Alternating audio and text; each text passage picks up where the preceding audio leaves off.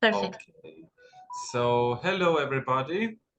For who was here last time and for everybody who's new, my name is VARGA. I'm a fashion and costume designer.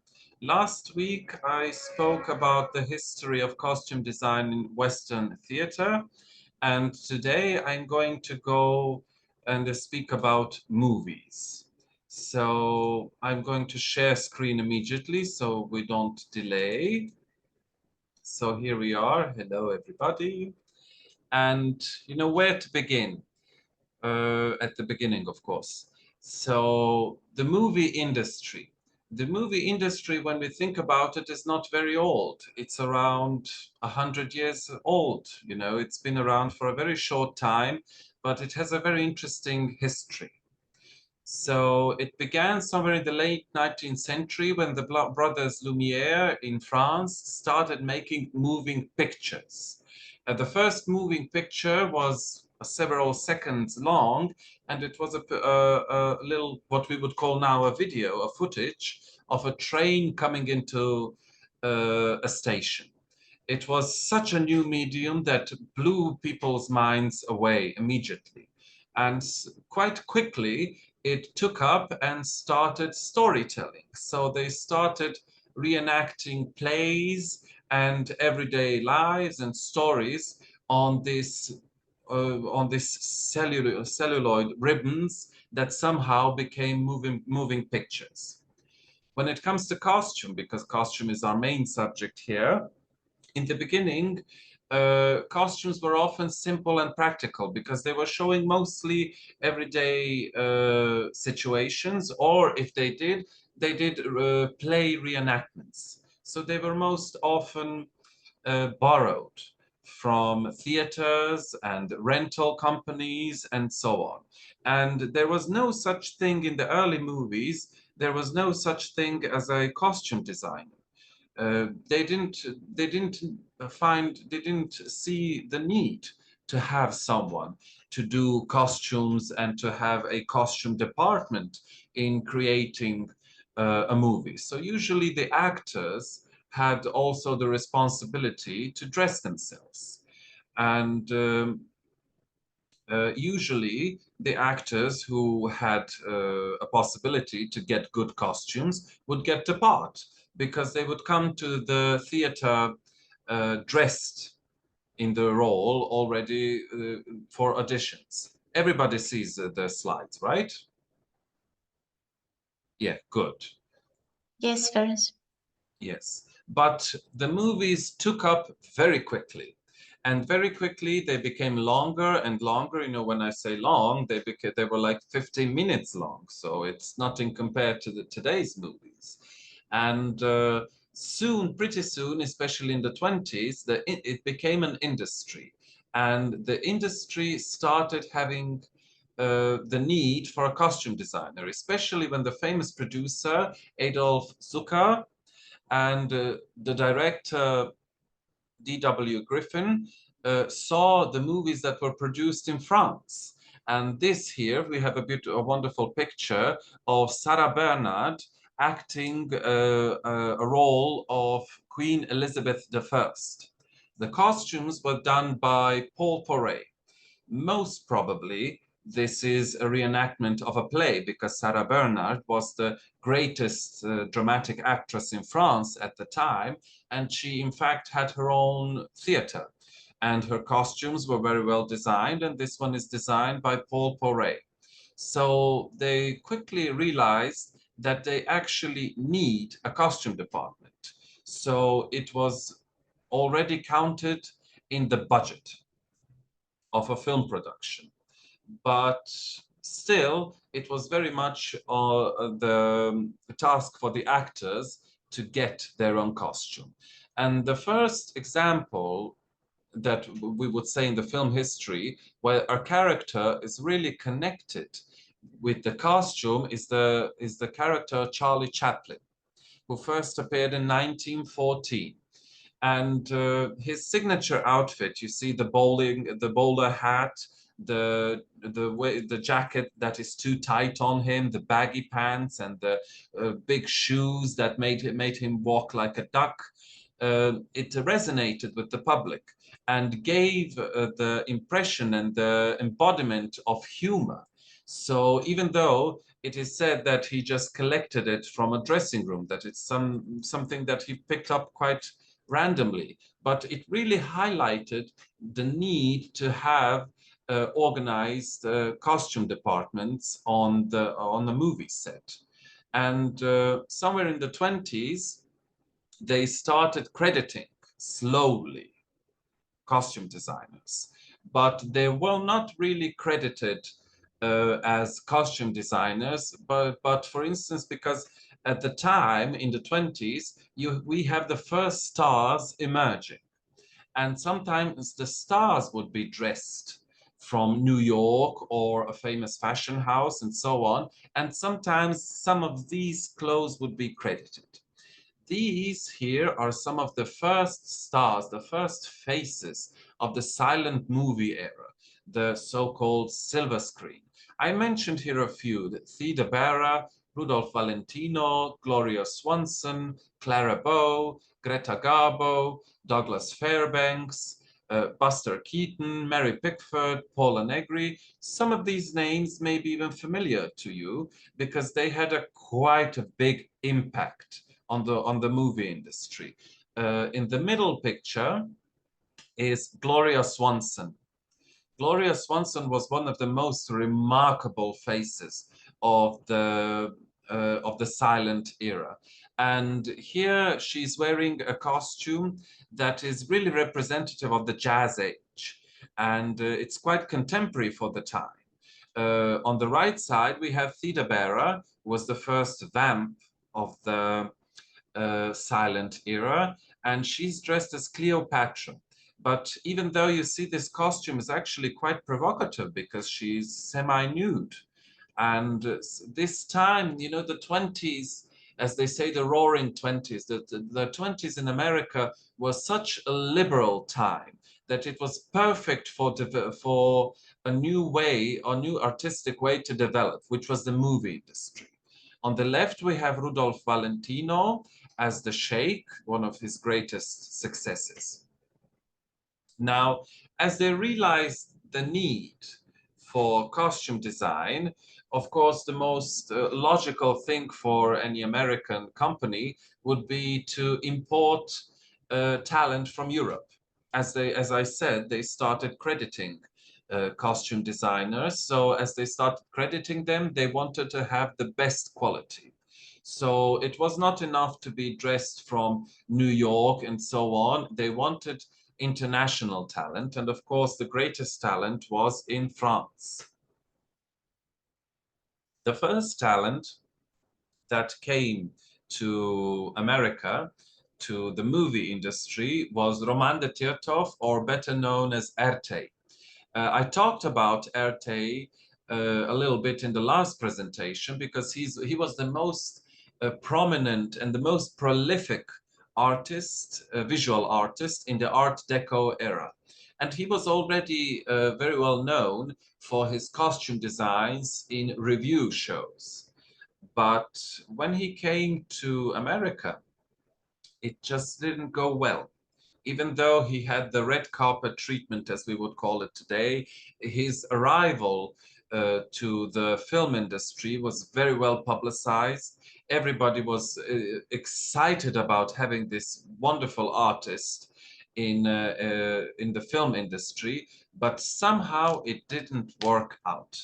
Each and every project that he started was either canceled for some reason or just didn't get to the production point, and he didn't get along with actors as well, because his costumes, his designs that he created in the Art Deco style just couldn't translate to the costumes well. The workshops were not able to fully realize all of his costumes. For instance, this picture that we have here, this is a Erte design, but it's from a theater production, a review show that was most a musical number where they were modeling costumes. So it's not an actress portraying a role, it's more a person, almost a glorified hanger, modeling his creations. And somehow that just didn't translate into movies. And he had also quarrels with the actresses, because actresses just didn't want to wear any of his costumes because they couldn't move in it. And the silent movies, I don't know if any of you have seen a silent movie. I urge you to do so. In the silent era, because there was no sound, it was only picture. So the movements and the physical gestures and the facial gestures had to be extremely expressive in order to convey the message or the storyline. And somehow Erte's costumes just didn't fit into that. So after a few unsuccessful projects, he begged the Hollywood studios to release him out of his contract, and he went back to Paris, never to return to America, at least not to the movie industry ever again. But they didn't stop there. They still believed that bringing in couture would be the best thing for the movie industry. So in the late 20s, or I think around 1930, in the late 20s, early 30s, they enrolled the greatest talent in the fashion industry of the time, which was Coco Chanel. Here we have a picture of Gloria Swanson dressed in a Chanel design, and somehow that didn't work out as well. It just was not a success because Coco's design was seen as too modest, because already the aesthetic, I'm sorry, there is an ambulance passing here. So the movie industry already wanted to have something more. They wanted to dazzle audiences. They wanted to create dream scenarios. And somehow the simple, because Coco Chanel was quite simple in her designs. There was nothing over the top with her. So her modest designs, her simple designs, were not very well accepted in the Hollywood fashion industry. So what shall they do? They had to find their own designers. They had to find a designer who will create the Hollywood aesthetic. And that designer was called Gilbert Adrian. And as the 30s came, in 1927, the first talking picture came along. So the actors could start acting differently. A lot of silent era actors retired, and new actresses and actors came along, and their acting was quite different. So they didn't need anymore the grand physical gestures. They could talk and people could hear them. So the storyline and the storytelling in the movie industry changed a lot, and it became more and more popular. And as they became more popular, it saw the rise of studios, the Paramount Pictures, RKO, Metro-Goldwyn-Mayer. All these studios became factories, and they needed guidance in the sense of costume design. So costume designers started playing a crucial role in crafting the image of these emerging stars, because faces, personalities were emerging, and they chose Gilbert Adrian at the studio MGM, which was the biggest at the time. Here we have a picture of Gilbert Adrian having a fitting with the great Norma Shearer. He will work with Norma a lot, but we will talk about that a little bit later. So Adrian was responsible for creating the Hollywood aesthetic. He was able to create a unique aesthetic that reflected the times and suited the needs of the fashion industry. He was also able to adapt to actors, complete a great variety of projects assigned to him by the studio. But the greatest task was for him to create glamour. That was the recipe that would dazzle audiences and captivate them. You have to understand that this time in America, it's the period of depression. The Wall Street collapsed, and people are very poor, and they want to escape from reality. And the greatest escape for them was going to the movies. It was not expensive to see the movies, and they were playing all day long. So for a few cents, you could go into the theater and be transported in a completely different world and forget about the dreary reality that you are living. Here we have Jean Harlow, one of the most famous blondes. There were quite a few at that time, and she's wearing a design created by Adrian, and this is a dress that was very famous in the 30s. So if any of you is already in the fashion industry or the costume industry, you will understand what does it mean when I say, we will have an example also later, that these are bias cut dresses. So it's cutting on the 45 angle in order to have a dress that looks like it's dripping all over the body, creating a very sleek and slender silhouette. And that was the recipe of the glamour that Adrian brought. Here are also two examples of Adrian's costume designs. On the left, we have Marlene Dietrich. So he was able to create glamorous gowns and costumes that translated on the silver screen and were still wearable. So the actresses could perform anything needed, but still look their best. On the right, we have Hedy Lamarr in The Great Ziegfeld. Great Ziegfeld was a famous theater play, the Ziegfeld Follies, which was a revue show. A revue show was more like a vaudevillian style play where they showcased talent like singing and dancing, but they also had these great costume numbers where you will have dozens and dozens of actresses just walking and showing off something that was a visual feast. And Adrian was able to bring that back, to bring that to the silver screen. And if you have a possibility, I urge you to watch The Great Ziegfeld, because the sets were bigger than in theater. He had a bigger set, more people, and just the sheer manpower in creating like hundreds and hundreds and hundreds of costumes for one single production. And each and every one of them detailed beautifully. I mean, it's just simply a visual feast. And they needed that. At that time, the costume really played an important role because people needed that visual feast to transport them into another world. Here is another example of Adrian's costume design, because he started making historical productions as well, in order to be as accurate as possible, because, you know, researching at the time was not easy. As we saw, for instance, in the first picture of Theda Bara, as she's portraying Cleopatra, but she's really in an oriental costume that really could be anything. At the time of Adrian, they really wanted to be more particular, more accurate. So they sent Adrian to France. They sent him to Paris because he already studied fashion in Paris and in New York, but he went to trips to study the French costume in order to convey it for the public in this movie.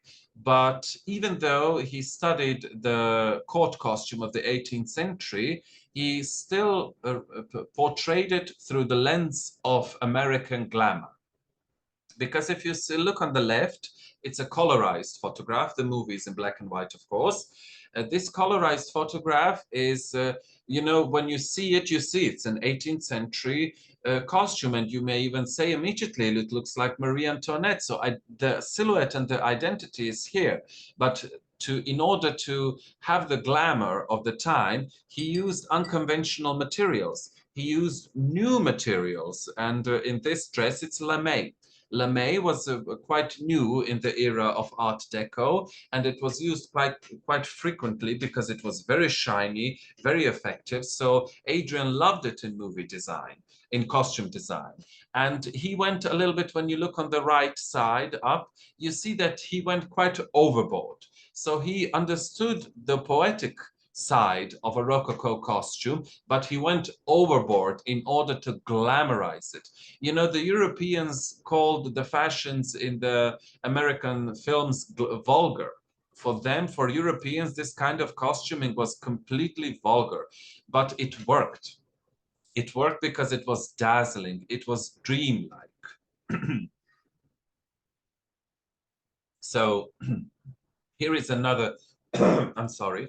So here is another a movie that was designed by Adrian, and this is Greta Garbo. Greta Garbo was the biggest face of the silent era, and she was one of the rare actresses who was able to transfer to the talking pictures.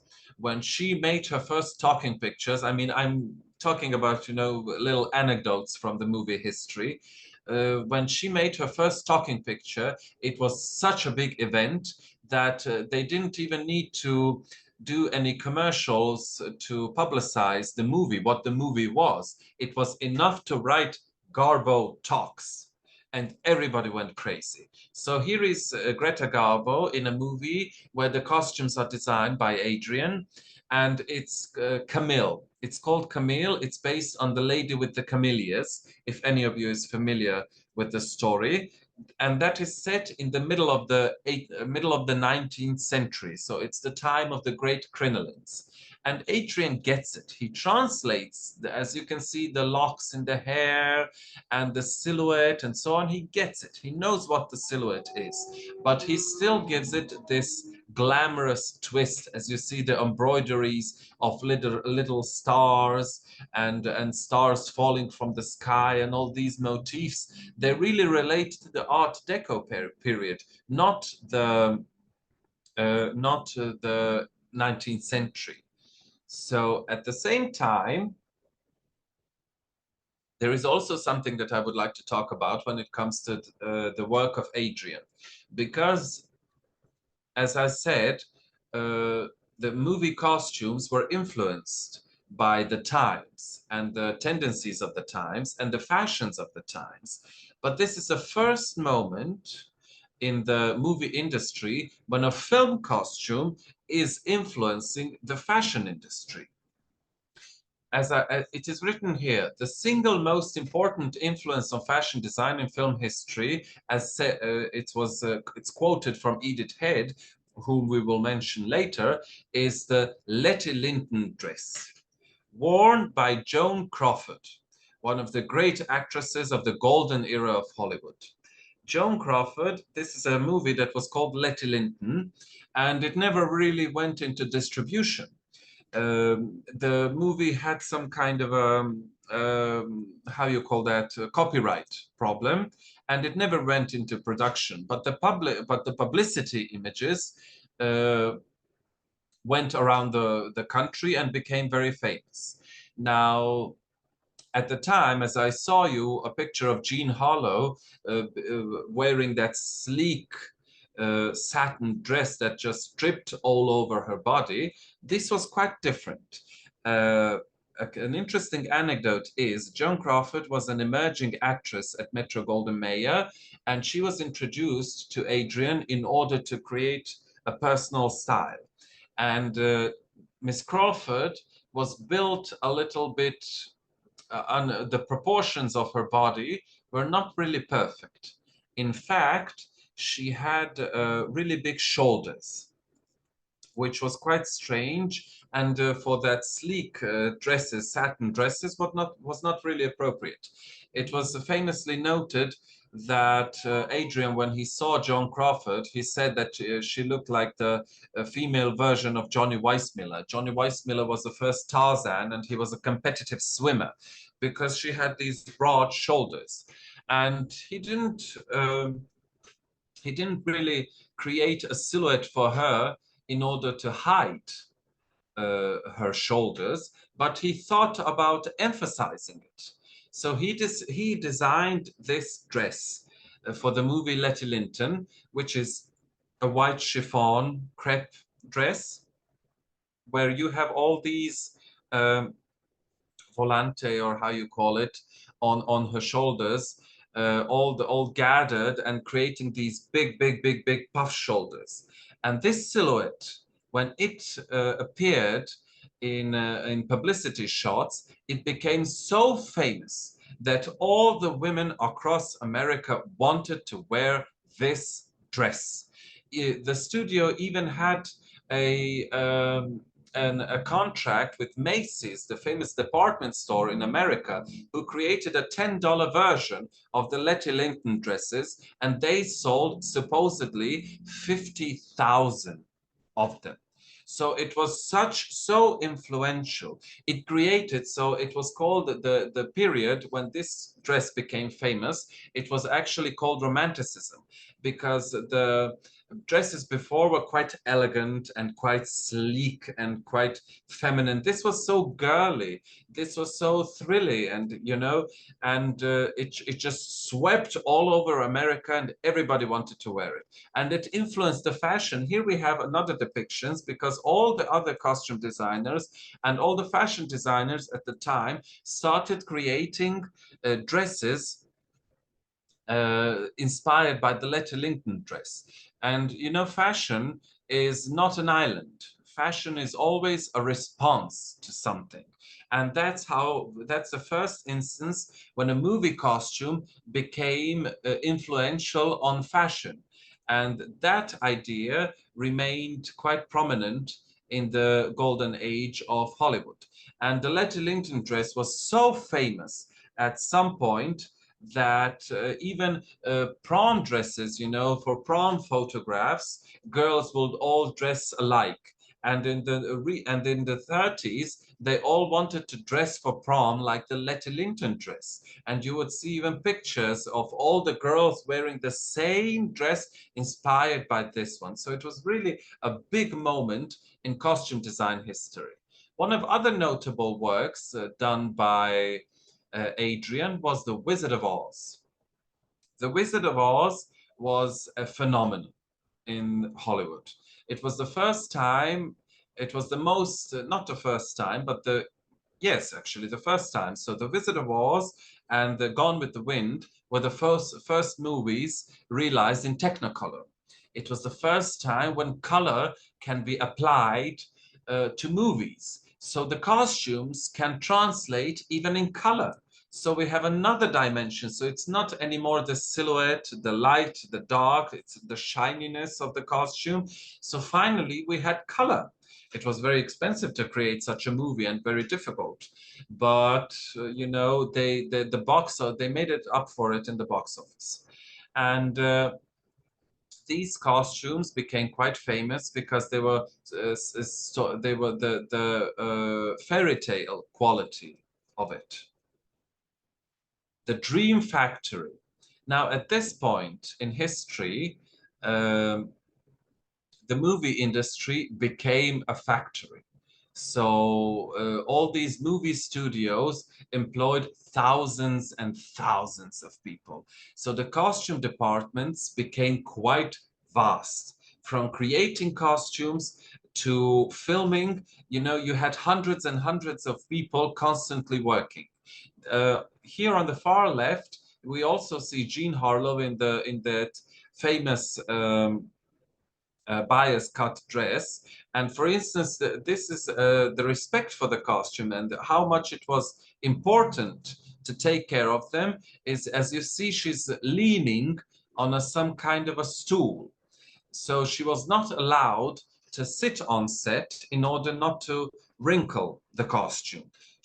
So they created these special stools for them so they could lean and rest a little bit, and the costume would remain undamaged.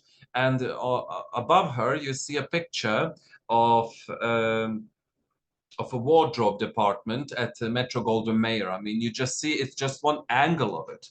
I mean, it was huge, and you had people working around the clock. And under it, you have a picture of the Technicolor camera, which was this is actually a little smaller version. So the first version were like a huge wardrobe. I mean, you see this camera, it's absolutely huge, but the technology will develop, and we will have smaller cameras today that we can get the same quality almost over a telephone. As the 50s and the 60s progressed, the costume design saw a shift to a more realistic and more contemporary design, reflecting and changing the social norms. Because I will say what happened, and it still was very well connected with the fashion industry. Fashion played a pivotal role in creating costumes. And at this time, we have costumes like Ori Kelly and Edith Head, who dominated the industry. And some other talents like Jean-Louis and Irene Sharaf also emerged, bringing fresh perspectives. Here we have a picture. It's a fitting. Ori Kelly with Marilyn Monroe, creating a costume for a movie that was actually inspired by the 20s. It was also the idea of, for instance, extras being dressed in period costumes as much as possible, but to bring out the personalities of the main actors, of the leading actors. They were always a little bit more stylized, a little bit more fashionable, because they needed the faces, they needed the profile, because they needed, if they had Marilyn Monroe on a movie, it had to pop that it's Marilyn Monroe for all of her gorgeousness, her body, her eyes, her voice, her acting skills, and so on. So we have the next costume designer that I would like to discuss is Edith Head. Her nickname was the Dress Doctor. She was someone who pioneered the idea of the Academy Awards recognizing the work of costume designers. And in her lifetime, she would win none other than 7 Academy Awards. Or maybe, how much is there here? 1, 2, 3, 4, 5, 6, 7, 8. So 8 Academy Awards, more than I remembered. And she became the most prominent and most awarded costume design in the golden age of Hollywood. She did not only understand the importance of storytelling through costume, but she also was able to make each actor look their best, because she had wonderful tricks. And I would like, for instance, this picture, her personal style was also quite iconic.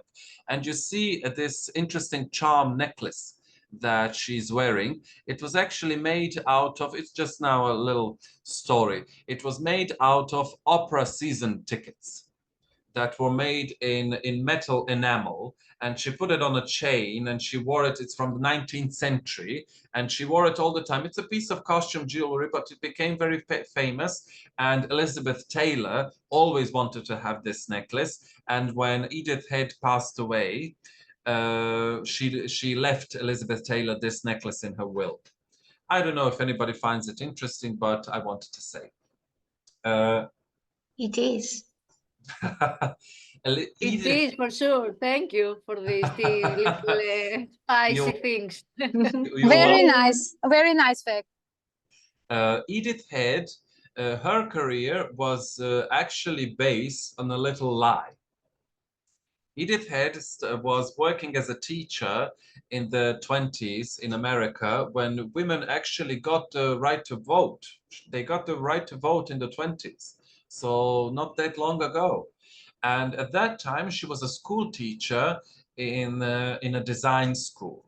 And she saw a ad in the paper that the Paramount Studios were looking for a sketch artist.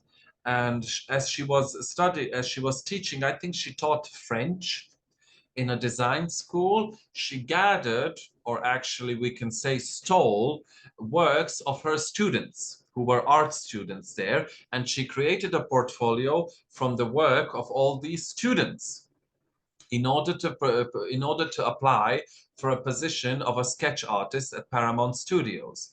And of course, when they saw the beautiful sketches, they immediately took her, but it didn't take a long time for them to realize that she cannot sketch at all.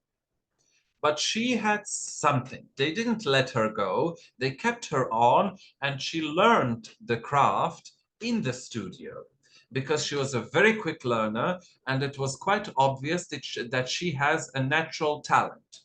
She worked on menial jobs, you know, creating costumes for extras and never getting a lead role in the beginning.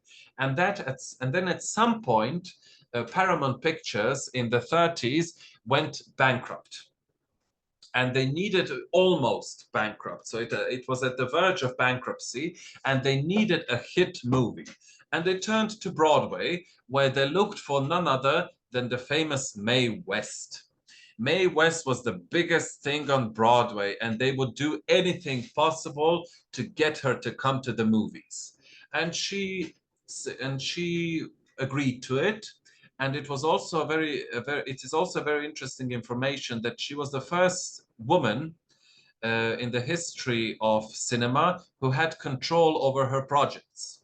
So she agreed to make a movie, but she would write the scenario, and she would choose the director, she would choose the costume designer, and she would have 50% of the box office and the copyrights, which was unprecedented at the time.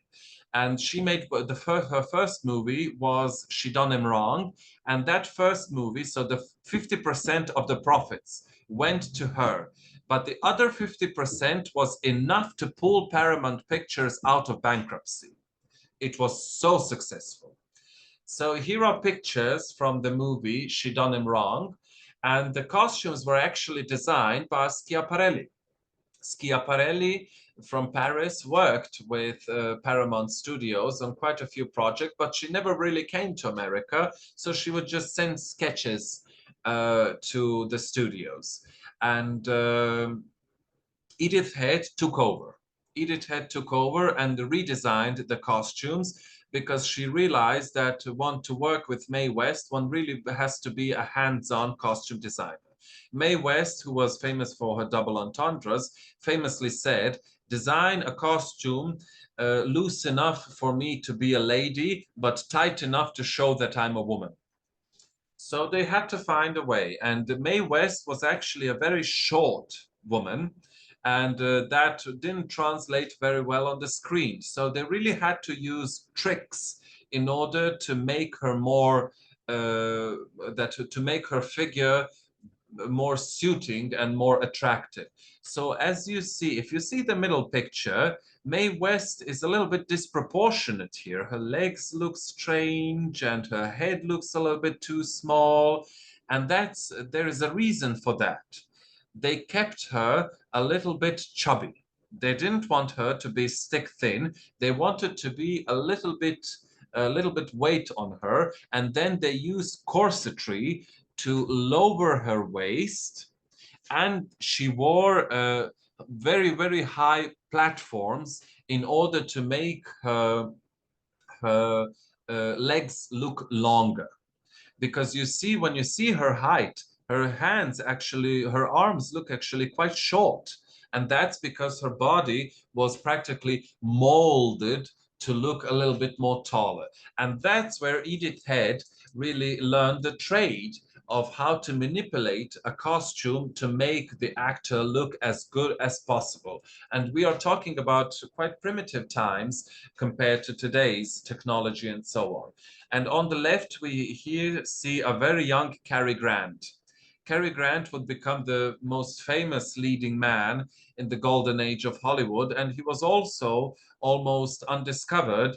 And Mae West was one day sitting in a studio at Paramount, and they were showing her pictures of different leading men, and she didn't like any of them. And at one point, Cary Grant walked by, and she saw him and asked the people there, you know, who is this? And they say, "Oh, it's Cary Grant. We couldn't use him because he's not really successful right now." And she said, "Well, if this guy can talk, I'll take him." And after that, Cary Grant's career was launched. So Edith Head became, after that, a very famous and a very sought-after costume designer. And she managed to create very successful costume, even though the intrusive days of Hays Codex were really in power. I don't know if any of you have heard. Hays Codex was the codex of morality that was brought into the film industry in the late 20s, but it became very strong in the 30s. So it was created by conservative and religious groups who wanted to clean movies from all its immorality that was in the 20s. Because when you see the movie, as we saw, Theda Bara was almost naked, which was controversial for the puritanical American eye in the 30s. So no depiction of kissing, no depiction of sex, no depiction of sleeping in the same bed, no intimacy. So they really cleaned the movies and the costumes as well. But still, Edith Head was still able to design memorable clothes and fashionable clothes that attracted audiences. So on the left, we see Elizabeth Taylor. Elizabeth Taylor was a very famous child actor from the very beginning when she acted in National Velvet. And this was her first movie called, I believe, A Place in the Sun, 1951, and it was one of the first movies where she emerged as a grown woman. And Edith Head was the one who designed the gorgeous gown that had to show that she's no longer a girl, but now a woman. On the upper side, we see Bette Davis and Marilyn Monroe.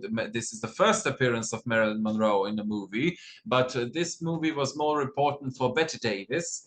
It was called All About Eve. And here we see the brown gown that was created for her, which was very, very, very elegant and very in the style of the 50s, the fashion of the day, because even the movies were more concentrated on current happenings. And Bette Davis was also one of the confidants of Edith Head, because Edith really knew with each actor what they liked, what she needed to change on them in order to make them look better. For instance, Bette Davis never liked to wear bras. She hated wearing bras, and she thought that bras are pushing the breasts and that she could get cancer from them. So Edith always knew how to build the undergarments into the dress in order to get the effect she wanted, but still to comply with Betty's wishes. She dressed all the major stars in Hollywood, but her famous of all was Grace Kelly. Here we see a few pictures from the famous movie To Catch a Thief, where she acted with Cary Grant. And this black and white costume on the bottom was from the famous Hitchcock movie, Rear Window. And these movies really displayed the finest of 50s fashion style.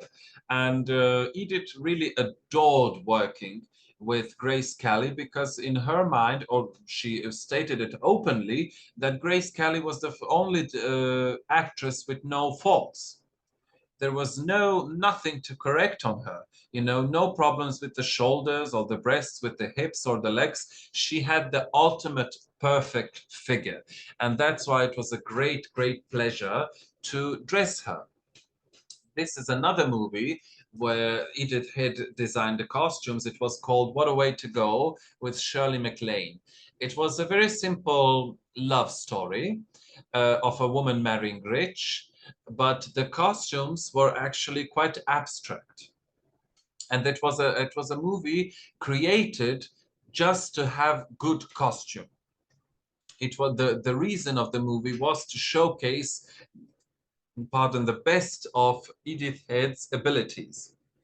And as you can see, for the 50s and 60s, these costumes are quite creative. I mean, one of my favorite scenes is when you see here on the bottom left, this lady, that her necklace is on her bare back and the pearls are falling in her back cleavage, shall we say, and she's smoking a long cigarette, and each time when she turns, everybody has to bend over in order not to get hit with her cigarettes, so with all these pearls. So the costumes really had a comedic timing as well, and they played. So if you ever watched a movie What a Way to Go, you will see that each and every costume has a comedic gimmick that performs in the movie. But even though America had wonderful designers like Edith Head and Ori Kelly and so on, couture, French couture, never left the movie screen. And one of the biggest moments was here on the left. You see Audrey Hepburn from the movie Sabrina. When they were making Sabrina, Edith Head was the head of the costume design, and she was responsible for the costume. But the directors and the producers wanted, because in the 50s, the fashion change and the French couture houses were leading the world, you know, Balenciaga and Givenchy and Christian Dior and so on. Everybody wanted to have French couture. So the movie industry invited French designers back to Hollywood, but of course none of them wanted to go, but they enjoyed in collaborating with movies. So during the filming of Sabrina, the producers wanted to have some pieces of French couture fashion, and Edith Head was terribly insulted. And in the beginning she didn't really get along with Audrey Hepburn, because Audrey Hepburn's figure was quite different to any actress. She was very, very thin. She had a ballet figure, and Edith Head wanted to change it, and Audrey was very much against it. So Audrey was sent to Paris to meet Hubert de Givenchy. And it is said that even Hubert de Givenchy was quite shocked when he met Audrey Hepburn, because he was waiting for Catherine Hepburn. So when he saw Audrey, he was quite shocked at this slender figure. But when he started designing for her, he realized that that a wonderful friendship and a wonderful collaboration emerged. And Edith Head actually won an Oscar for the movie Sabrina, but she didn't want to share the credits with Hubert de Givenchy at all. She was actually a very catty character, and she didn't want to share credit with anybody. And even though she was leading the Paramount Pictures, the costume department, you know, that included the work of a lot of people, but she never shared credit with anyone. In the middle picture, we see the famous Marlene Dietrich. In the 50s, after the Second World War, during the war, Marlene didn't make a lot of movies because she was on the front fighting against the Germans and encouraging troops by performing for them. When she returned to Hollywood in the 50s, after the Second World War, she already fell in love with Paris and the designs of Christian Dior. So each and every time when she made a movie in the 50s, her contract stated that she would be dressed only by Christian Dior. And of course, the gowns were mesmerizing. And on the right, we have a very little known actress. She was not a very famous one, called Zsa Zsa Gabor. Zsa Zsa Gabor here is acting in a movie adaptation of Moulin Rouge, and she's dressed by Schiaparelli. So Schiaparelli remained active even in the 50s as one of the representatives of the French couture in the movie industry. Now, at this time, in the golden era of Hollywood, is the time when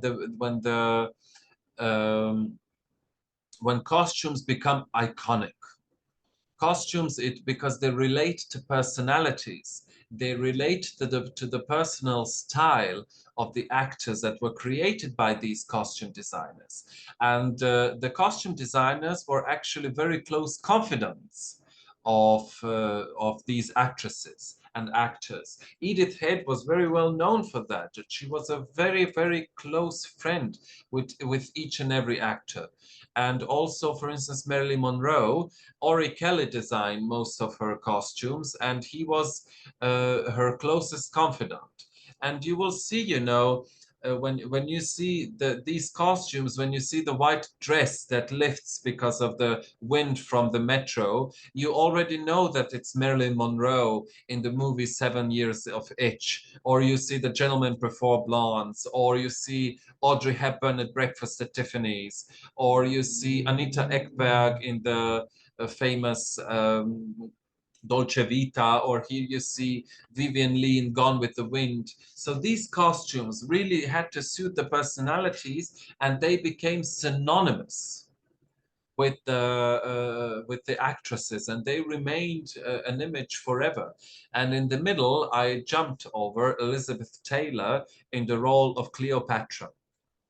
It's one of the most famous movies of the golden era, and it almost bankrupted 20th Century Fox because it was such a lavish. It was created by Irene Sheriff, and it was such a lavish production and so visually beautiful.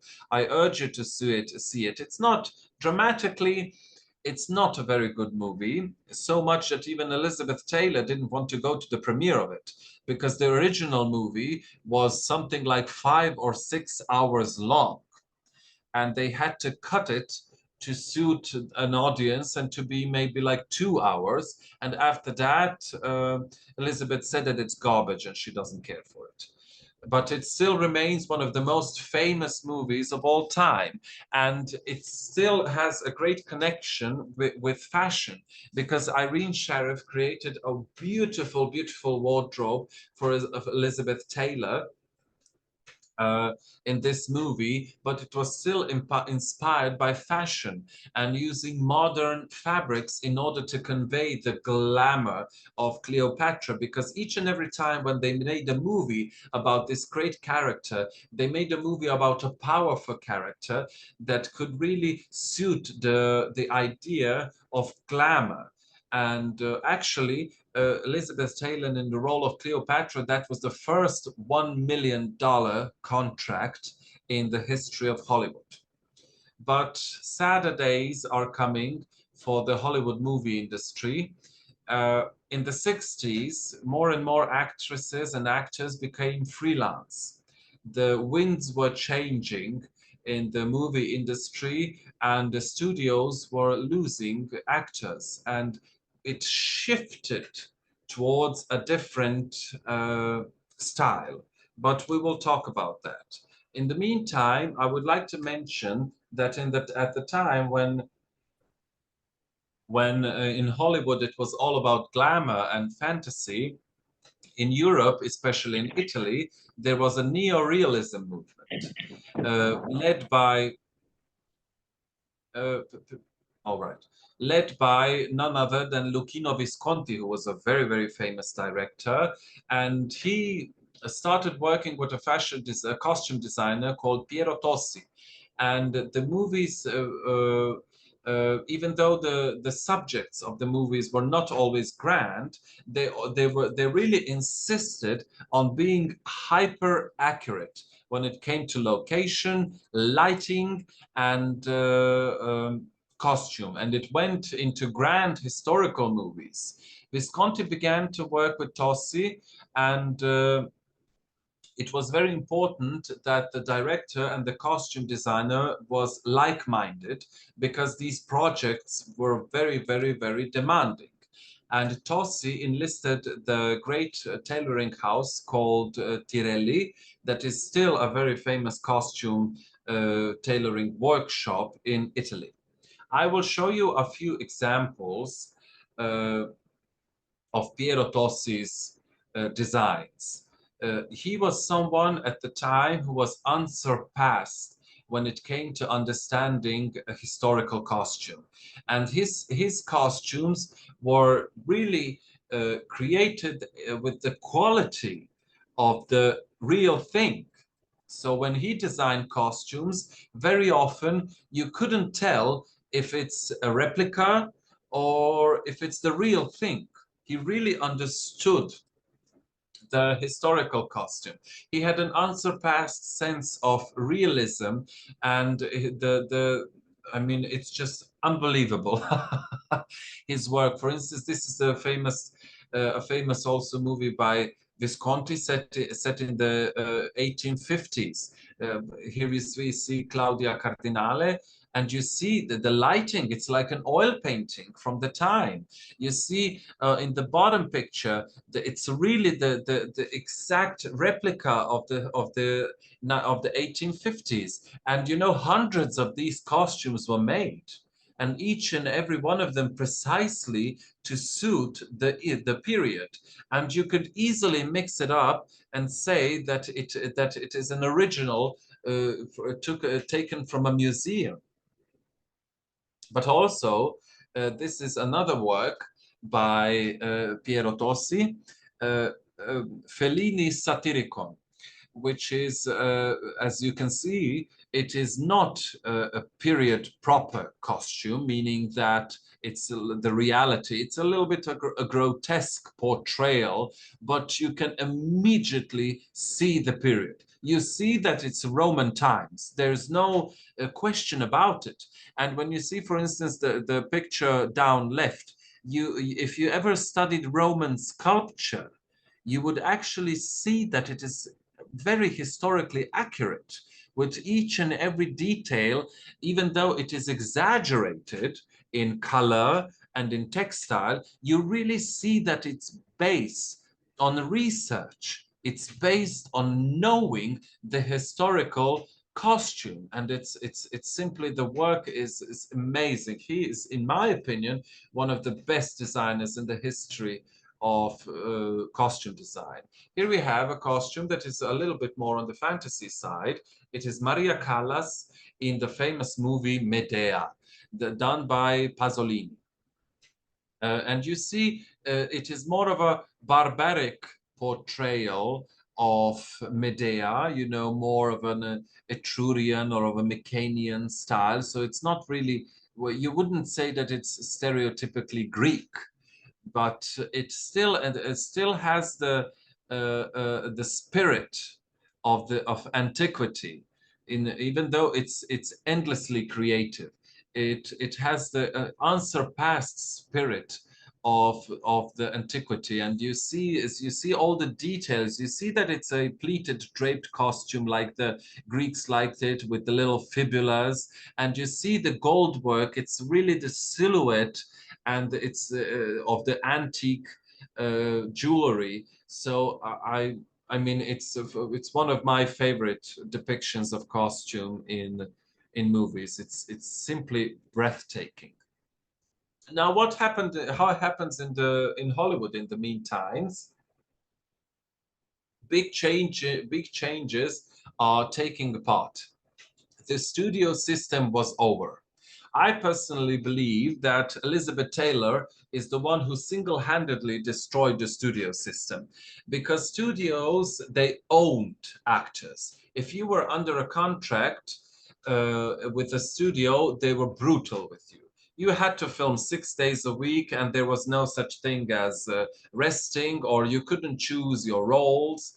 Or whatever. You couldn't choose if you want to get married at the time or have babies and so on. They really interfered with everything. And it couldn't last forever. And more directors and actors emerged who wanted to make more realistic movies as well. So no more of the great fantasies of the golden age of Hollywood. They wanted something more realistic and something more innovative and something that's pushing the boundaries. So the studio system fell apart. And what happened with and Elizabeth Taylor was actually one of the first actors who became a freelance actor. Cary Grant, I believe, was another one. And the vast wardrobes of the famous movies was actually all sold in auction, and all for a very cheap price. You know, anybody could get, you know, a famous costume from Gone with the Wind or Cleopatra for a very small amount of money. And so Hollywood continued, and in the 70s and the 80s, there was big shifts in the movie industry, and you know, even the role of the costume designer had to change because the tastes change. So we have designers like Theodore Van Runkel and Bob Mackie, who became more known, and movies like Bonnie and Clyde and Cabaret. And you see, Cabaret is a famous movie with Liza Minnelli that's really much against the idea of a studio movie, classical or golden age Hollywood. It was very provocative at the time, questioning a lot of things, wartime and so on. And a new idea in costume design emerged, which was the idea of thrifted clothes, because the movies became more and more contemporary, and the subject matter became more and more contemporary and relatable to people. So they didn't want any more of that magic nonsense that the golden era of Hollywood offered. They wanted some reality and real stories and so on. So for instance, we here have a picture of, Van Runkel's sketch for Faye Dunaway in Bonnie and Clyde.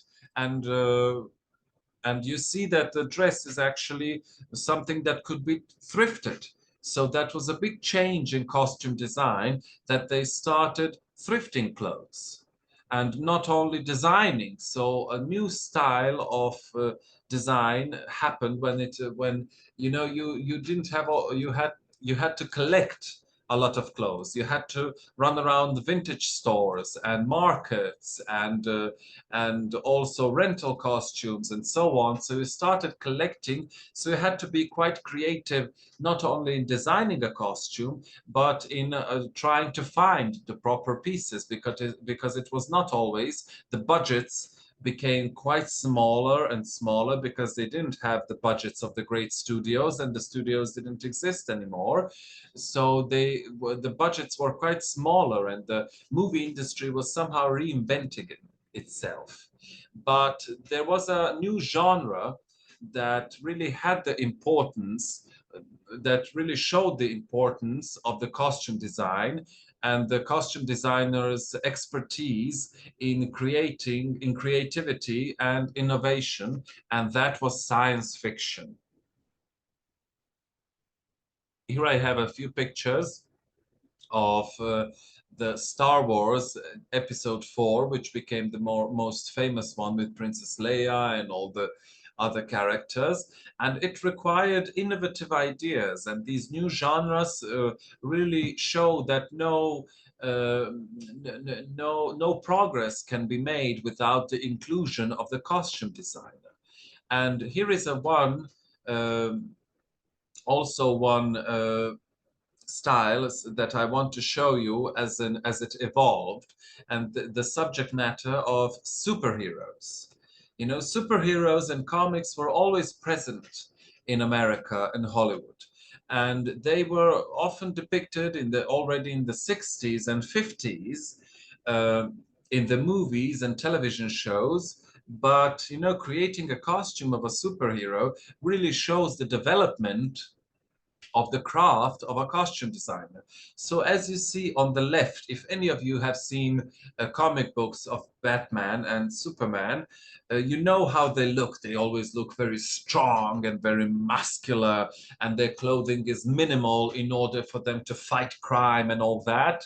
And as you can see on the left, here we have Batman and Superman. They don't really look like it, because at that time, the technology of costume design and fabrics just couldn't accommodate the idea of presenting a superhero, because they didn't have really elastic fabrics. You know, they had knitted fabrics, they had nylon fabrics, but it just didn't fit properly. Not unless they really had spandex. When they're in the 70s, when they finally had spandex, they could really create and design a superhero costume as it should be, as you can see down in the middle. Does anybody see when I'm moving my mouse around, right? Okay. And you see also the Batman costume that it became, you know, using plastic, using rubber and leather and all other elements until we come to today's time in these superheroes when their costumes are actually 3D printed. So it's an entire new technology to convey, and it's still in order to convey realism in this fantasy characters that we call superheroes. So in the contemporary era, it was all this technology that was coming into the costume industry ushered in the contemporary era, which was all about using all the tools given to a costume designer. Because in the recent decades, the design has continued to evolve, as I said, with designers like Sandy Powell, Colin Atwood, who were pushing the boundaries of creativity and craftsmanship. With films like Lord of the Rings and The Black Panther, these movies have showcased the power of costume design to transport audiences into fantastical worlds, which and also grounding these characters into reality. As I said, it's like with the superheroes that it shows, it gives to fantasy a new level of realism. For instance, this is the character from Lord of the Rings. I mean, he looks extremely terrifying, but all the technology used for it was actually quite modern. So here we have the first costume designer that I would like to talk about when it comes to recent movie making is Sandy Powell, who was really, there was a new style emerging in the contemporary movie making when it comes to representation of historical costumes. And that is, one was the realism, and the other one was a fantasy costume that derived from realism and the tradition and the history of costume design itself and fashion design. So here we have Sandy Powell, was an immaculate costume designer. I mean, she still is.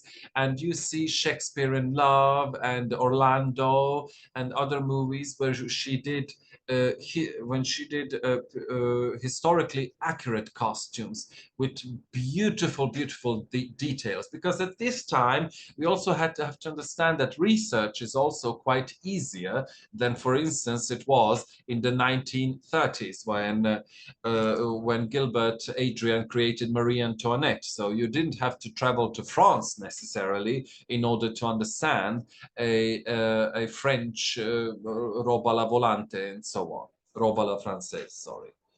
And here we have the fantasy costumes created by Powell.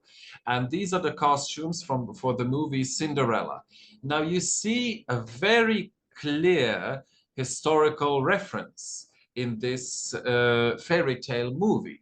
Each and every dress has a very clear, whether it's the 1830s or 1850s, or you can see on the right side the influence of French couture, very clear French couture. So at this time, costume designers are playing not only with technology, but all the history and all the talent that they inherit. So because at this point, the movie industry has developed so much that we have so much tradition and so much freedom to sometimes create endlessly creative works that really add on, because in the poeticism of this work, it's very much the same like Edith Head designed when she designed it, her fantasy creations and so on. But there is another dimension to it at this point, because we have new technology and we have more history to it and more tradition to it, the tradition of filmmaking, which can make a project so rich and so visually beautiful that can still entrance audiences like almost 100 years later. Colin Atwood is also a designer who was able to perfectly create fantasy costumes and to merge them with fashion as well. So here you can see a lot of, maybe you recognize some of the movies like Chicago, Alice in Wonderland, and Into the Woods, and so on. But I would like to mention the movie here in the middle, in the lower row. It is a picture from the movie Memoirs of a Geisha. I don't know if any of you have seen it. Yes, Memoirs of a Geisha is a movie that was made based on a book, but the costumes, even though they are extremely beautiful, they're mesmerizing. In my eye, some of the most beautiful costumes in recent history when it comes to movies. They were actually not historically accurate, because Colin Atwood had the idea with the director that they want to create Japanese geishas as if they were coming out of Vogue magazine. So you can see here, this is the actress Gong Li, and her hairstyle is not at all typical for a geisha, and their waistlines were much tighter. You know, the kimono traditionally is supposed to hide the waistline. They wanted to show some waistline, so they really went on this idea of merging fashion with the historical costumes in order to appeal to audiences, and the result was, in my mind, in my eyes, mind-blowing. And of course, Memoirs of a Geisha was a tremendous success of a movie. And you can even research on YouTube how the costumes were created as well. Another costume designer that I would like to talk about who was really marked the modern idea of costume design is Eiko Ishioka. So on the left side, we see costumes from Bram Stoker's Dracula that was created, I believe, somewhere in the 90s. I'm not sure. If anybody knows the correct date, correct me. And on the right side, we see a more contemporary work of hers that's called Mirror, Mirror, based on the story of Cinderella. She is also a costume designer that could create fantasy based on historical realism. The movie Dracula is also a visual feast. That, for instance, this armor of Dracula was inspired by mussels and bugs, the hard covering of insects.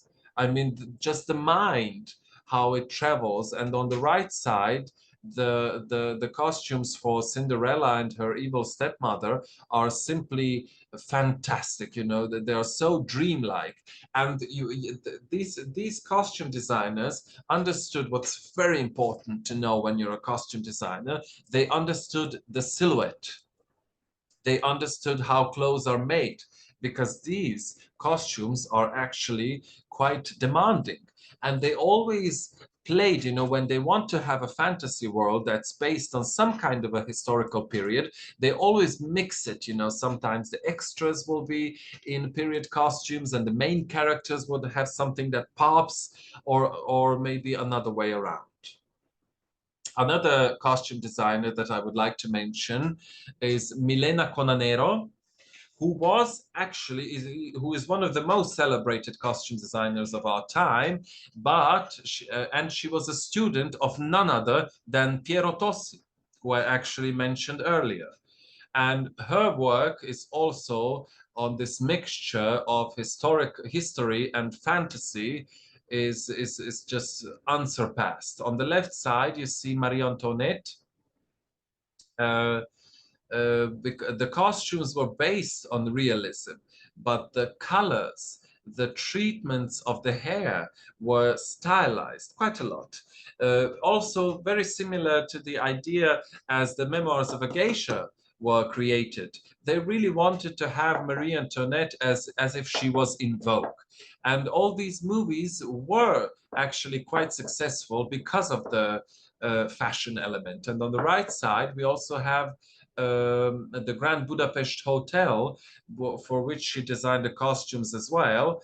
And it's just she's really a costume designer who through costume is able to build on the character. You know, you don't even have to see the movie. You already see in these pictures that these characters are so telling. You can immediately see their emotions. And for instance, in the upper character, you see this man and his three sisters behind, who are quite scary characters. But the costume is what makes them really, you know, the characters pop. You know, she really was someone who understood the portrayal of a character. But also, what is wonderful with current times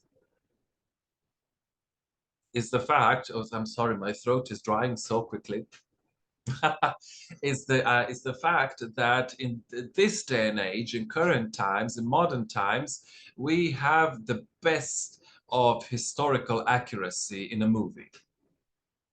And we are really able to reproduce a historical moment in its complete in the complete realism of it, because not only the costume itself, because when you see previous historical productions through history, it was always adjusted to the actor or adjusted to the fashion of current times, as we talked about.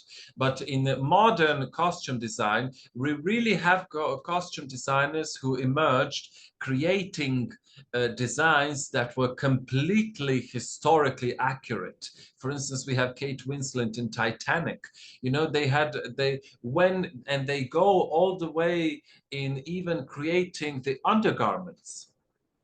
So creating the corsetry, the underwear, everything that goes into this costume in order to make it as realistic as possible.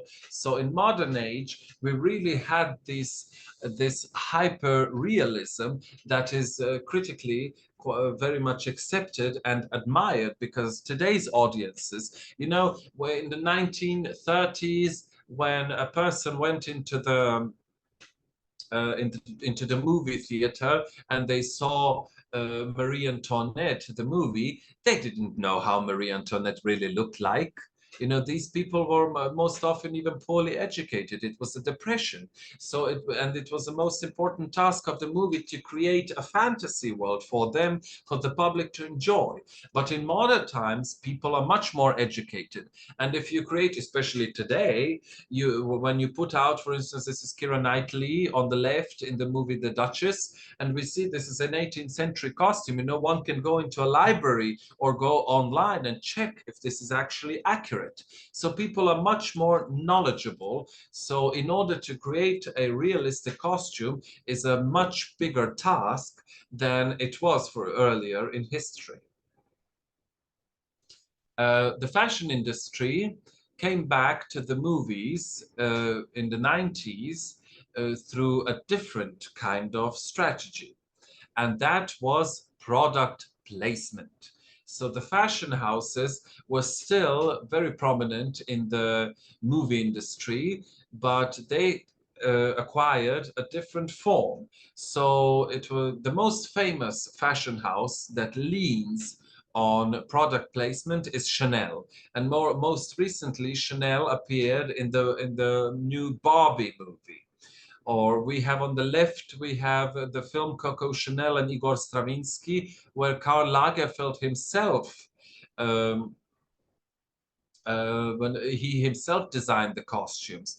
Or on the right corner, we have a scene from The Devil Wears Prada, which was a showcase for product placement.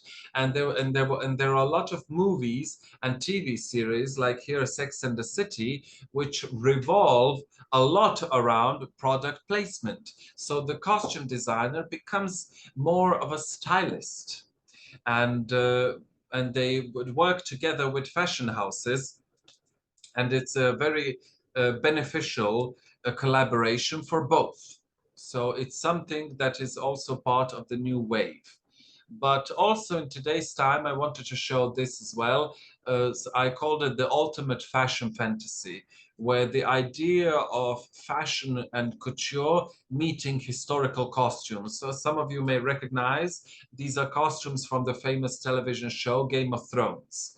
Game of Thrones, and one of the biggest impact of it was through costumes that in one way had this historical image, historical feeling to it. In other way, it had the mythical and the fantasy a fantasy to it. And on the other hand, the costumes were actually quite fashionable, set in this mythical times. I mean, look on the far right. Look at this dress with the pleated skirt. I mean, it's easily a red carpet look. And not only that, when you see in the bottom row, these two dresses, which are actually bathing suit tops with straps and big sleeves. I mean, it's easily like from a fashion magazine. And the way it's made, the quality, when you see all this embroidery and coloring, and when you see the furs, how they were created, it's really on a level of high fashion in costume design. So it's really something that's quite contemporary, but when we think about it, it's quite in the tradition of the Hollywood costume design. Working in film. To work in film, we can talk a little bit about the profession of a costume designer in film. You need a certain set of skills because there are a lot of demands on you. It's quite different compared to working in theater, because you need also a different set of skills. So one of them is creativity, obviously, then attention to detail, because it's quite different to create costumes for movies than theater. Because in theater, you always have the distance between the audience and the actor. In the movies, you don't have that. You have close-ups, you have extras, you have so much things, so much going on that you really have to be able to pay attention to each and every detail, because it will be seen on the screen, especially with today's technology, the HD cameras and so on. Collaboration. As we mentioned in theater, costume design is also very collaborative work, but it's more so in the movies because the teams are bigger.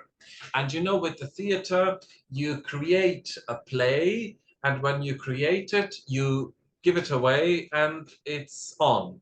It's created and the play goes on. With movies, it's quite different. You have the process of creating and preparing the costumes for a movie, but then you have the shooting of a movie, which is an entire separate entity for itself, and it's actually the most important part. And all these costumes have to play in a certain way. So the collaborative skills to work in large teams, and the costume department, the costume team, you know, in a theater, you will have a costume designer, an assistant, maybe two, and then the workshops. In movies, you often have 5 assistants, 10 wardrobers on set, 15 wardrobers on set. So the costume department is huge. Of course, it depends on the production, which brings us to the next point, and that is budgeting and time management. So drilling schedules, very tight schedules. You know, there is no such thing as a movie project with a relaxed schedule for costume design. That never happened in the history of movie industry, and it most probably never will. It's always a very, very tight schedule where you work with the directors, with the actors, having fittings and rehearsals, and working with the workshops and buying fabric, and there's a lot, and there's so much thing going on simultaneously at the same time that budgeting and time management is of essence in order to be able to work in the film industry, because working in film has a lot of challenges. And filming is long hours. A movie, a day of work on a movie set takes 12 hours. 12 hours filming, usually with 1 hour for lunchtime. And most often for the costume department, it takes a little bit more because we often arrive earlier in order to prepare everything. And we always have a little bit more time we need a little bit more time at the end in order to pack everything up and to prepare for the next day, because it's continuous work. So budget constraints is always something that is a big challenge. So no matter how rich a production is, and no matter how much money there is, it's a running thing.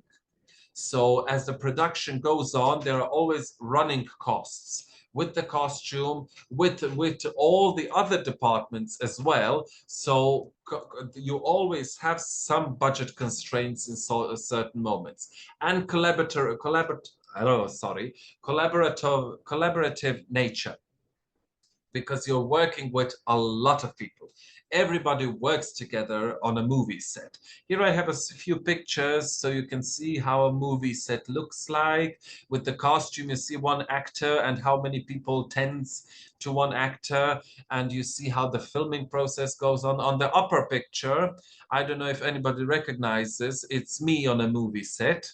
We filmed a movie the story was based on the Second World War, and the cameraman took a photograph of me and my friend from the costume department posing a little bit for fun on a movie set. And you work with a lot of people, so you have to know how to work with the cameraman, the lighting director, the makeup people, the costume people, and you have to work together sometimes for months. So really, to be able to collaborate with other people is of essence in order to work in movies in costume. So with that, I would like to conclude my presentation on movie costume design. If anybody has any questions or would like to have a conversation or would like me to talk about some details a little bit more, I'm more than happy to. I hear some questions here in the chat, so I will address that. I have the same necklace and glasses. Who is that who has the same necklace and glasses, and can I buy them? If you have the necklace, I don't know where you're from, I want to buy it immediately. I also am wearing today a charm bracelet inspired by Edith Head, because I'm a big fan of that. When you create costume designs, do you get them from your head or what you see? It depends on the subject matter. You have to be able to do research. No matter what the project is, whether it's fantasy or historical accuracy, you always need to do research. And even though if you're doing fantasy, you still need to do research in order to get inspired. You know, artists, people always think that artists, get inspiration from the sky or from the good weather or from the perfect temperature. No, inspiration you get through research and observing. So that's where you get your creativity and the ability to create designs. Perfect. So the Incredibles animation movie character designers took inspiration from Edith Head to create the character of Edna. True, because Edith Head became quite a character herself. She became quite famous. I love cosplays with superheroes, and that's actually also a very interesting part of that technology today allows us, even us, to recreate superhero costumes actually quite successfully at home. So that's the rise of cosplay. You see, maybe next time, if we continue some other projects and so on, we can have a conversation about the idea of cosplays, because that is also a very new and emerging wave of costume design that should not be neglected. Mirror Mirror was Eiko Ishioka's last movie. She passed away in 2012. Yes, you're right. You're right. 2 months before the premiere. You're right. I forgot that. Thank you for that detail. Yes, you're right. That was her last movie. And and you know, we can say she ended on a high note. That was, you know, her final project was one of the biggest. You know, it's really a tremendous career. Tremendous career. The research they have done in Game of Thrones was huge as well. Yes, that's the thing that I was talking about earlier, that you need to do research, and that can also, you know, some of these projects are prepared for years, and just the research itself takes a lot of time. And also in costume design, you often have costume designers who are specialized for certain costumes. You know, not every costume designer does all historical costumes. Some of them do, but they have very large teams. But sometimes you have costume designers who are really for specific periods in history, or doing more, you know, it's not the same designers who do superheroes and 18th century France. It's just a different sensibility. There is no one person who can do it all. So just give me 1 second to pour a little bit more water, because my throat is really dry. Yes, Ferenc, take your time. Here I am. So if anybody has a question or a comment, I'm here, and I'm very much interested. Thank you very much. Did anybody stay till the end? Yes, somebody did. Yeah, we are many. Thank Mrs. you very much. It was very inspiring, very Thank high level. I will try to find out all these details and things that I've not. And thank you very much. You're welcome. I'm glad you enjoyed it. Yes, for sure. Thank you, Joanna. I totally agree. I enjoyed it a lot. Very inspiring. Indeed. And it's the way Ferenc presents. It's his own passion, his knowledge and passion, and he's specialist in what he presents. Do we have some questions, maybe? But we have nice comments. Mrs. Claire, yes, we had very Hello. nice comments from all of you.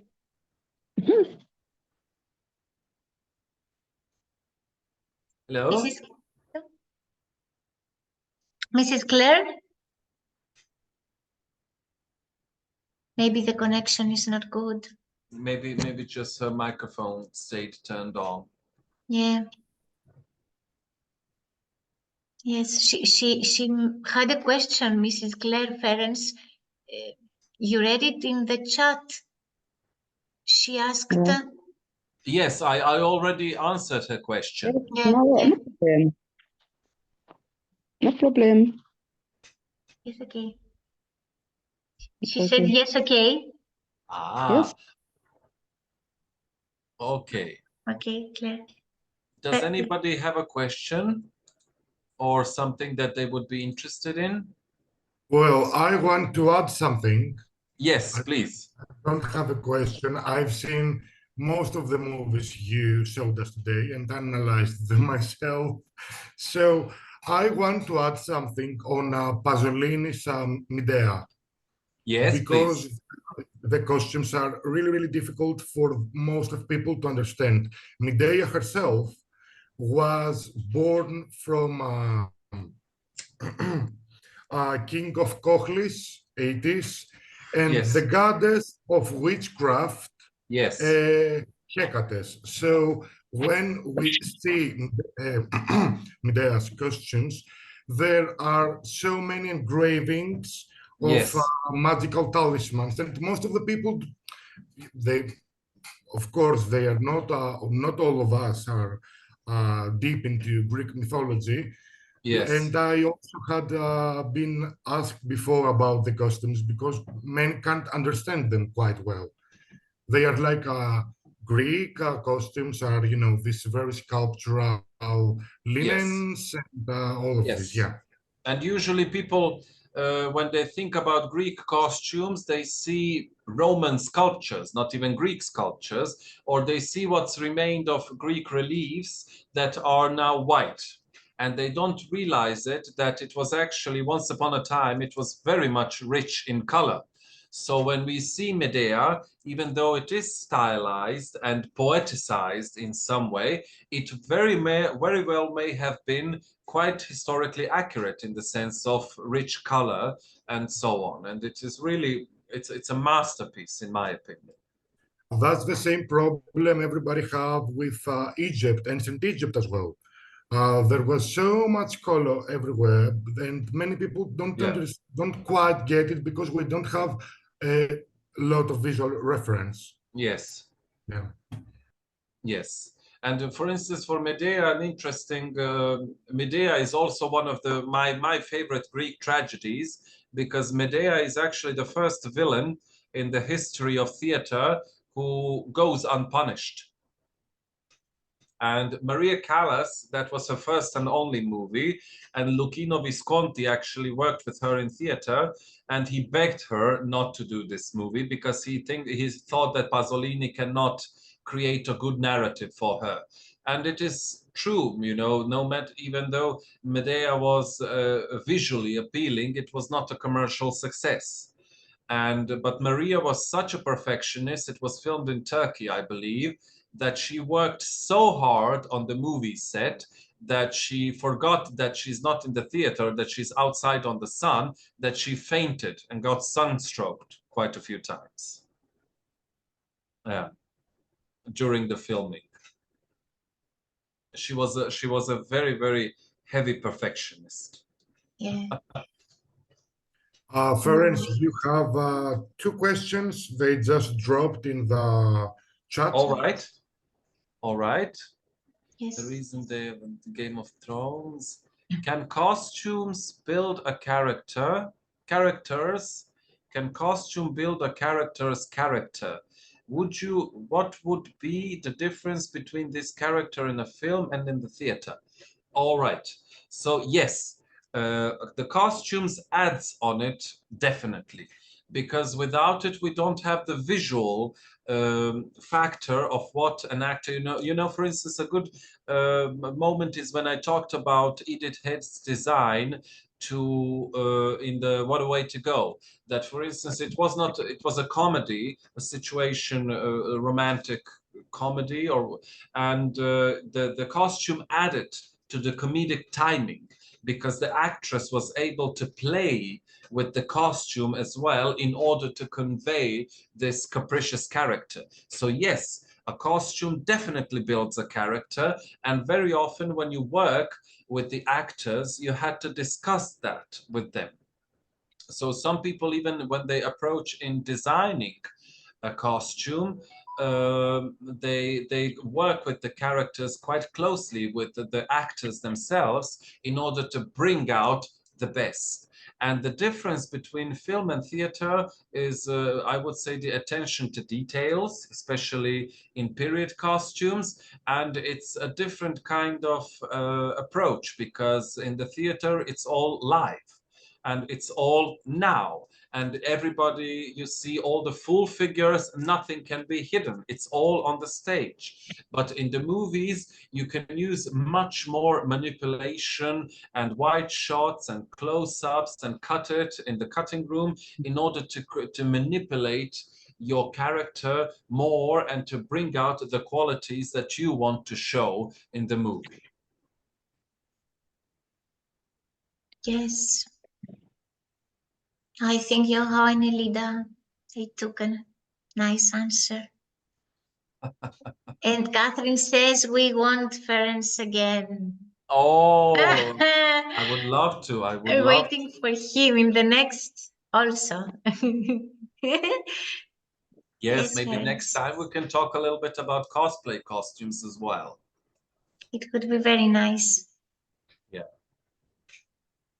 So, do we have any more questions or comments, maybe? Yeah, Joao and Elida, are you okay with the answer? You're okay? Yes? Okay, Okay. perfect. And Claire says okay.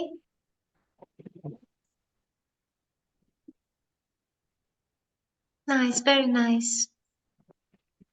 I learned a lot today, I have to Oh, well, confess. I Yes. hope everybody Yeah. enjoyed it. Yeah, I was like all the time. I think everybody. So that I love all these movies and personalities and Me as well. You know, the life stories, especially when when I talked about Edith Head, she was a very close confidant to these actresses. You know, she knew their bodies, but she knew their souls as well. When Edith Head passed away, all the famous actresses of the golden era of Hollywood came to her to pay to pay their respects to her, and the famous Betty Davis said that the Queen is gone. oh Yeah, and that's why she was called, as I mentioned, the dress doctor, because she really had so many tricks. She really understood each and every actor, and she could really bring a magic and to make them look the best they could. yes, that makes the difference. Yeah, this relationship, how close. Yeah. Yes. And even today, we are very close with the actors. We in the costume designers, we know, as we know their secrets, and very often that relationship is very important, because when that relationship is good, the product is that much better. Yes, it has something sacred. I can say it also, and it's rare. It does not happen often. Yes. So, Yes. do we have maybe another question or a comment? Okay. If not, I believe that we came to an end of another presentation. Yes. Unfortunately. Yeah, I feel we have a nice atmosphere. I take these good vibes, Ferenc, again You're at welcome. your workshop. Thank you You're very welcome. much. It was a pleasure. I want to share with everybody that you are very expressive. I believe that Ferenc, I say to all of you, he has a theatricality. How to say? He's theatrical. I say also to him. I am. Maybe it doesn't see, you can't see on the camera, but I'm shaking my hands all over the place, like I'm chasing bees away all the time. You're lovely. Thank you very much. You're Thank you. welcome. You're Thank you, welcome, thank and you. I wish everyone a nice week, and maybe in the future we will meet again. All of us, we wish for this. So, ladies and gentlemen, thank you again. Thank you, everybody. Stay healthy. Take care. See you next week and the other workshops. So, thank you, everyone, for your nice comments. Thank you, Ferenc. Thank you once again. I have to say goodbye. I'm no good at that. I always need more time. We have to, as they would say in the movie industry, and cut. Oh yes, Ferenc, do you want you to say that? I'm really no good at this. I want things to last as more as I can. Yes, with every, Well, yes. you're the host. You're the one who closes the chat, so I cannot. Okay. Yeah. So, thank you very much. Can't wait to see you, to meet you again. And now I will cut. That was not good. I have to do some rehearsals. Okay. So traditionally, I will say goodbye. Thank you. Thank you. Thank you. Thank you. Thank you very much. Thank you. Bye. Thank you. Have a nice Thank evening. you. Good night to all of you. too. Good night. See you again. Bye-bye. Yeah. Bye-bye. Thank you very much. Bye bye.